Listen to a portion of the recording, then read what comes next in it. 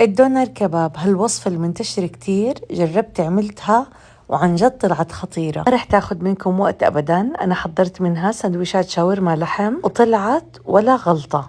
رح أحتاج لكيلو لحم مفروم ناعم، ضروري يكون فيه نسبة دهن، بضيف له بصلة كبيرة مفرومة محضرة الطعام، والبهارات ملح وفلفل أسود وبابريكا مدخنة وبهار عثماني وتوم باودر، وعليهم ملعقتين طعام زبادي، بخلطهم سوا منيح ليصيروا متجانسين، وبتركهم بالثلاجة يرتاحوا نص ساعة. بين ورقتين زبدة رح أخذ كمية من اللحم المفروم وأفردها على أقل سماكة ممكنة، بعدين رح ألفها على شكل رول نفس الفيديو، ما يكون دائري ومضغوط، يكون مستطيلات ومتباعدة.